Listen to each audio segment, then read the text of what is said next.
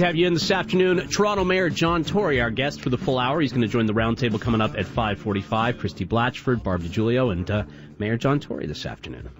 So we've just spent the last few minutes talking with the mayor about what is, without a doubt, underlying some back and forth comments between him and Desmond Cole, is the major problem we have of gun violence and the sense increasingly by families in our city that the city is not as safe as it once was. And one of the people who have a lot to say about this is the police chief head, Mike McCormack. You know, the reality is that we're down 800 police officers in a 7-year period, in a time that the city has grown 10%. You know, we're in a reactive policing mode. We don't have the resources to do the proactive policing, and we're seeing the impacts on that. So, you know, to say we're against modernization or whatever, that's a nice motherhood statement. Okay, whatever. What are you doing to fix what's going on right now? Right now. Well, there we are. That's a question I assume is directed at me. And I'll answer that question by saying, first of all, I have been the leading advocate vis-a-vis the police chief, the police board, and anybody would tell you that, of hiring more police officers. And we are in the process, as we speak, of hiring 200 police officers. Right now. It's happening. It happens in stages. It happens in classes. There are some issues with the capacity of the Ontario Police College, which I raised with the Premier yesterday, and he was very receptive to dealing with it. We're hiring 200 police officers.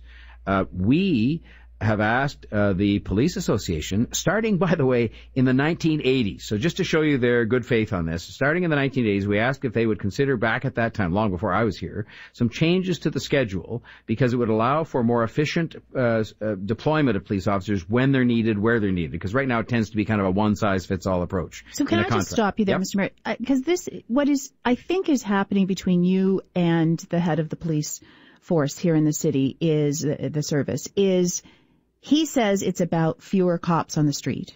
And you continue to say it's about how we're putting our cops on the street. Is that a fair assessment of the two positions? And I would point out, by the way, Deb, just on that, that some of the years when we had some of the worst numbers on crime and murders and so on were at the time when we had more police officers on the street that he's referring to. Okay. So if that was the answer, how come those years were so bad? But let's just go to facts for a second. Yep. So will we have, even with the 200 new officers when they get on the street, will we be down 600 officers? Is that an actual fact? From probably, whether it's effectiveness or not? Possibly from some point in time, yes. I mean, I can't give you the exact numbers, but I'm saying if you said, will the police service be smaller today than it was at some time in the past? Yes, it may well be. But I'm also saying to you that has been accompanied by a huge number of uniformed positions that have been civilianized. Right. In other words, we've taken jobs that used to be done by police officers, and I think there's a lot more work to do on this. The only person who wouldn't agree with transferring more duties over to civilians would be the head of the police union. So why is that? Because he has fewer members in his union if we transfer those jobs over to people who are not as highly paid. So when I talk about creating traffic wardens, which we're doing, we're in the process of hiring them now to manage traffic instead of police officers, he actually wants all those people to belong to his union. And I'm saying, well, no. We're actually trying to deploy people a little bit less expensively who are not highly trained police officers to direct traffic. And so I'm just saying to you, every attempt we make to modernize, which is to have police officers doing the highest and best things they can do as highly trained, expensive people, and to be deployed where needed and when needed, recognizing there are places they're needed more at 2 o'clock in the morning than other places they might not be needed as much.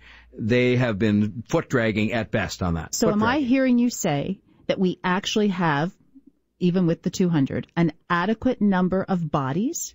We're not utilizing them effectively? I think there is some, well, I'm telling you, yes, we still have a long way to go. And part of the challenge in that is that we are taking over as a city, in other words, distinct from the police department, things like noise calls.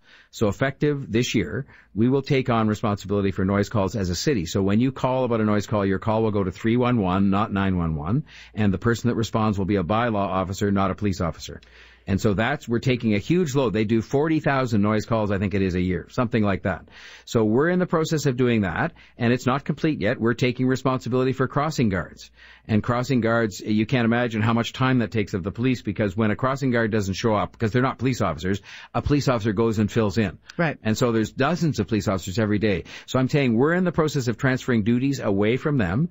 We're in the process of taking people off desk jobs and having them go in uniforms back into the community, which is where they're going to be best needed.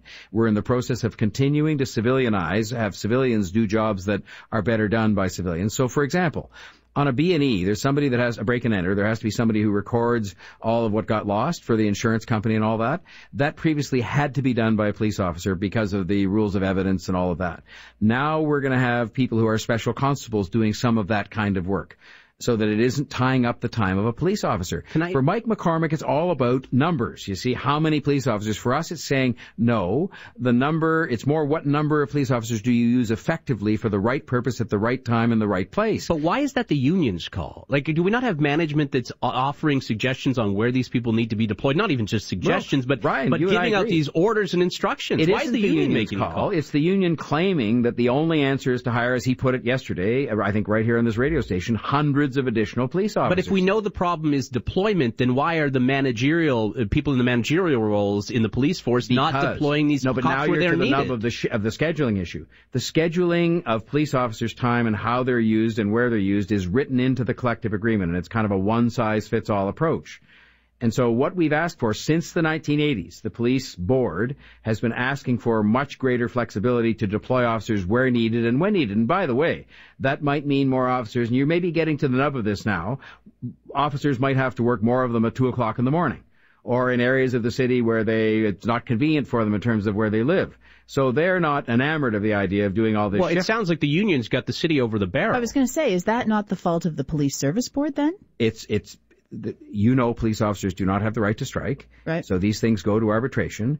And what has happened, though, and I think it's something where you might ask who's being in good faith here. Mm-hmm. Since the 1980s, and I can tell you certainly in the agreement that I oversaw as the mayor and member of the Police Services Board, it was, I think, the fourth or fifth time they'd agreed to set up a committee to review the schedule, and not until 2018, having started to be asked to review it in the 1980s, not until 2018 did Mr. McCormack make the first move to come to the table to have even the first preliminary discussion. And that's why you'll find the chief. Don't take it from me. Take it from the chief, who said he was very late coming to the party. That's the way the chief put it. So he's now talking to us about it years after we could have started making changes that would have had the effect of putting more police on the street where needed, when needed, as opposed to abiding by the agreement that said there was no flexibility on that. There was a Toronto police officer who has served the city with distinction for well over 37 years, under fire for writing a scathing letter to you, a pretty open letter, referring to you as a puppet master, pleading with you to let go of the strings and allow police to return to proactive policing.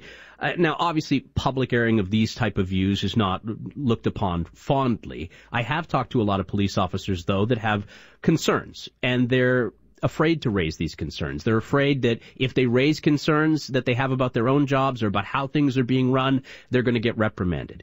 On this show today, would you support the idea or commit to giving police an outlet to write to you or others at the top of the chain anonymously without fear of repercussion, without fear of reprimand? Not only am I happy they should write to me with their names without fear of repercussion, and people will confirm. If there's enough of them out there, I'll bet one's listening right now. I go up to police officers on the street every day. And every day, as recently as this past Sunday, at Taste of Lawrence. That's where it was. I could tell you what the guy looked like that I was talking to. I didn't take note of his name because I don't care about his name. I care that he's a police officer. And I said to him, if you had one thing you could tell me right now, totally unvarnished, don't, I'm the mayor and all that, and I'm a member of the police board, I just want you to tell me, what would it be? And they tell me about concerns they have, but they don't tell me, I'll tell you this much, they don't tell me that they are lockstep in line with Mike McCormack, saying, for example, that, that I or this guy that you referred to, saying that I personally canceled Tavis. I mean, it's preposterous if you think about it. The chief canceled, actually the province canceled the funding for Tavis. The chief wants to sort of redeploy those kinds of funds and those officers in a different way. But if I'm looking at my boss face to face, if he asks me, how are things going? Most of the time I'm going to say, things are all right. I can change this, I can change that. No, let me tell you a story. Why not just have an outlet in place where people can go if they want to whistleblow? If you think that's going to be better, I'm delighted. They can write anonymously. They can write with their names. I wouldn't put it past Mike McCormack to be making up emails. And I think all this, he admitted on CBC Radio today that this is basically part of a campaign to try and single me out. And it's funny because I'm the mayor, not the police chief. And the police chief, it's insulting to him and insulting to me that I would try to treat him as a puppet or that he would act as one. I mean, how ridiculous is that? But he's saying that this guy, that I treat him as a puppet. But the fact is, those decisions that were made that he made reference to, Tavis and these other things, were decisions made either by the police chief or by the Ontario government or the police board. In not one of the cases he mentioned did I make those decisions or urge upon people a particular point of view in that regard. And I'm telling you, I'll tell you a story. I drove my car over the other day, and I often take my car to the place where I'm going to finish the day, like at 10 o'clock at night, and it was at 7 o'clock in the morning on a Saturday. And I walked into the police station. I said, can I just leave my car in the visitors there? And the woman that was in charge of the police station said to me, only if you stand here and talk to us for a few minutes, because we've got a few issues they want to raise with me. And by the time we were 15, 20 minutes into it, there were 7 or 8 police officers there. It was one of the most useful half hours I've spent in the last 4 years. I do it all the time. And I will tell you, though, that a lot of them, the younger ones in particular, are very supportive of what modernization is about, which is deploying police officers where needed, when needed, because you know what? They don't want to man radar guns. They don't want to direct traffic. They didn't sign up to do that. They signed up to be community police officers in the communities preserving safety. So how then do we get past what's happening between you and the head of the police union? Well, because I will only tell you. It is an election year. I understand that. And that's why he's attacking me. And by the way, I'll tell you when this started. But we need to get past it. Well, I agree, and I'm quite happy to get past it. I used to sit with him all the time. He will be able to confirm, if he wants to tell the truth, that the person that was the leading advocate of hiring more police officers after a hiring freeze we did have on for a year and a half or 2 years was me. And that came from discussions with him about the difficulties his men and women were having out in the field. But when he put out a tweet, which you will well remember, Ryan, because you were debating it on this radio show, I can well remember, that said, about 20 seconds after those 2 little girls fell down on the ground, how's that for a safe city, Mayor Tory?